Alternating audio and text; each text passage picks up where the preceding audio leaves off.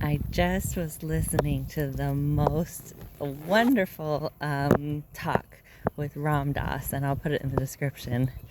And he's one of my favorite, folks to sort of play with around life and meaning of life and spirituality, because he's not too serious. And this one was, in particular, just awesome. He talked about how he would find himself, not needing to, but he'd set up these appointments. People were going to drive from very far away to come and sit at his feet and soak up, the wisdom. And it was like Thursday at 3 o'clock, right? And then Thursday at 3 o'clock comes around and he's like, I really want to watch TV. I want to sit in my house and watch TV, and I don't want to talk to anyone.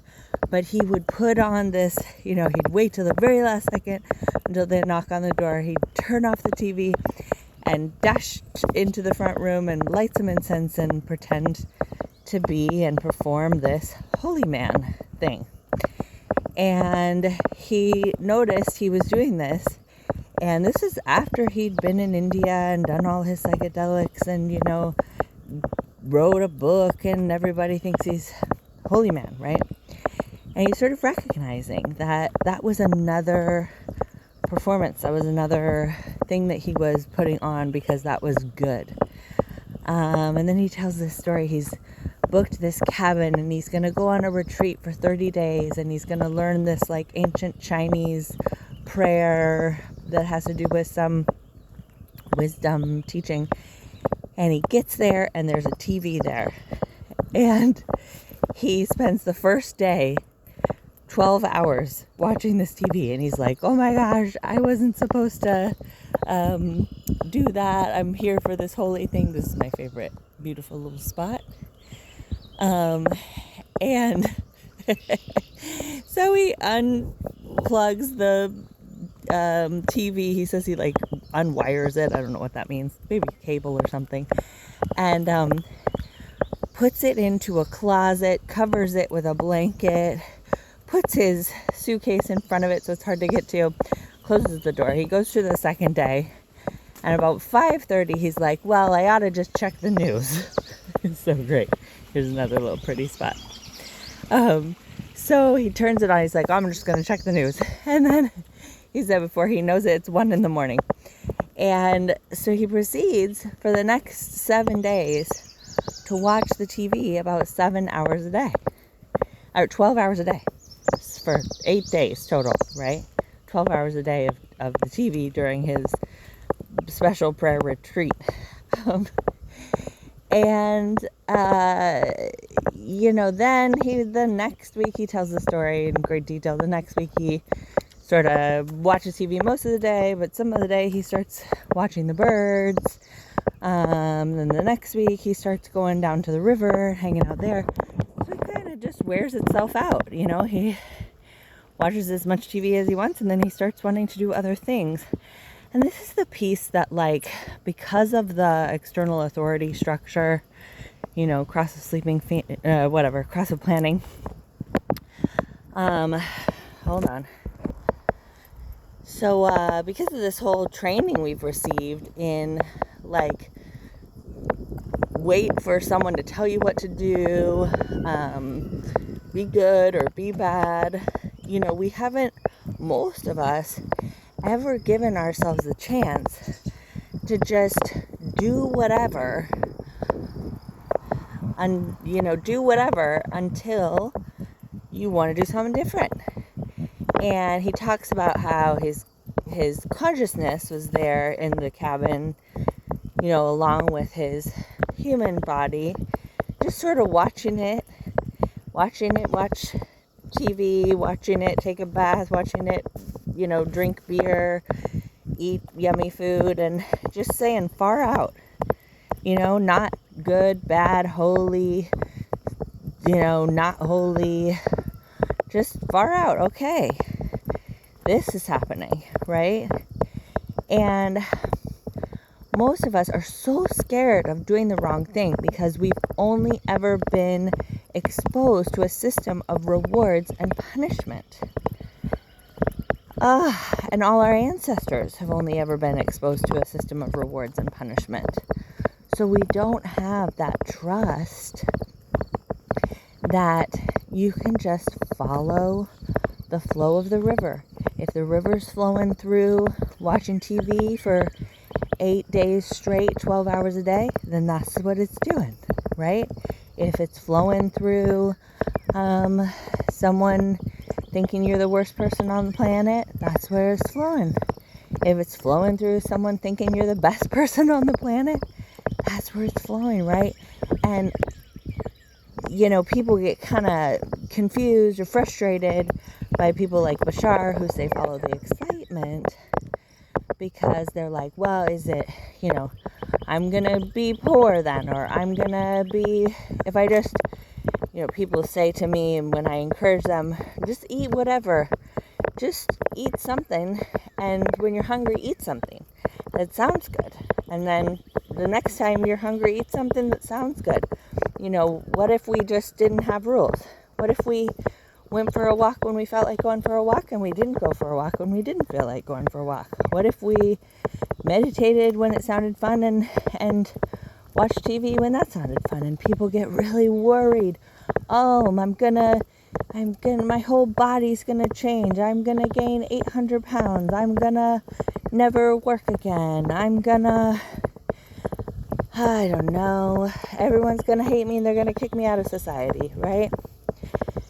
And the pressure around the reward and punishment, trying to avoid the punishment at all costs, trying to get the reward at all costs, that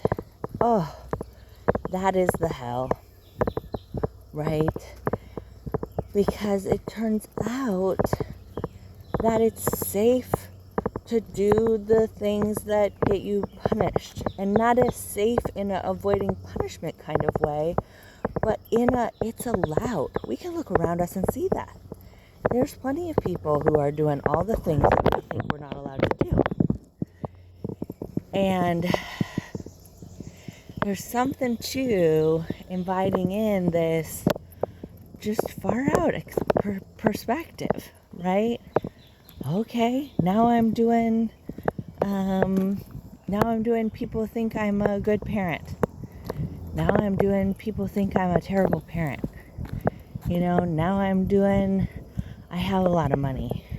Now I'm in a ton of debt, right? Now I'm doing, I don't know, having no boundaries and being very, disempowered and victim-y. Now I'm doing stand in my power, right? All of it. It's allowed. We know it's allowed because it's all around us. And there's something to that, you know. And he talked about in that talk just how his guru Maharaji, Baba Neem Karoli Baba, that he just had this nitpickiness about Ram Dass telling the truth. You know, he would say, notice these little white lies, these little social niceties that Ram Dass might say to someone when they invited him somewhere. Oh yeah, that'd be so nice. And he knows Ram Dass doesn't want to do it, right?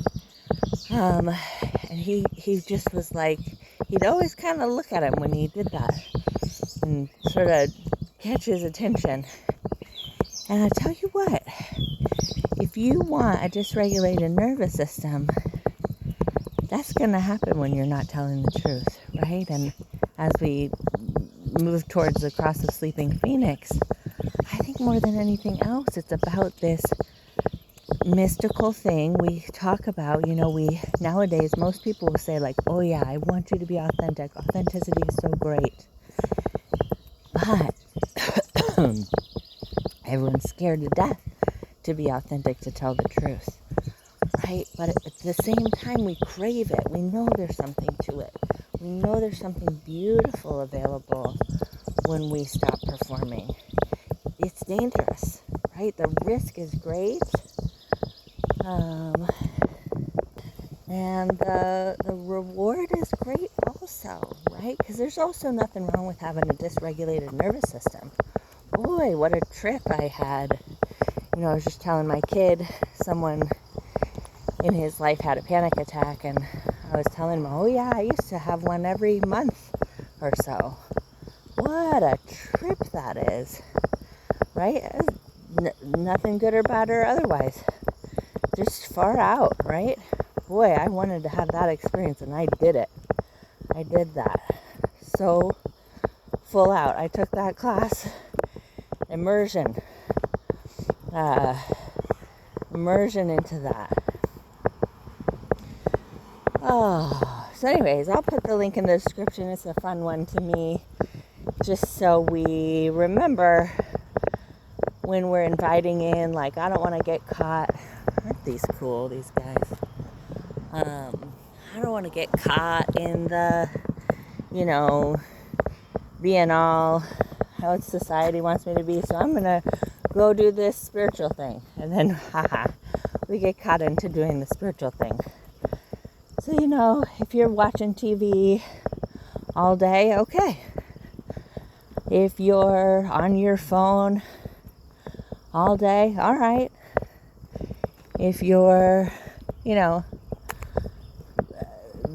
meditating all day, okay. We're getting ready in a couple weeks to go over to the monastery nearby and have a family retreat.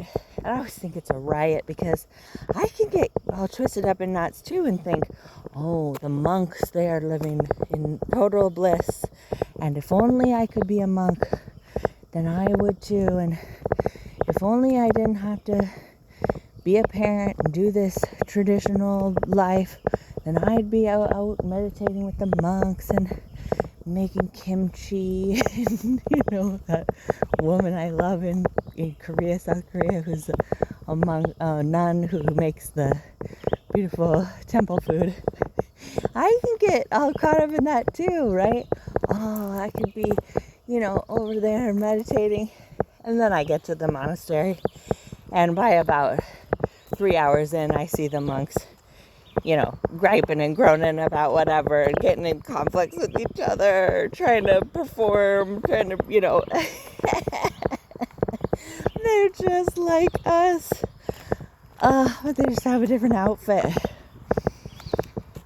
Anyways, what a hoot. I love you.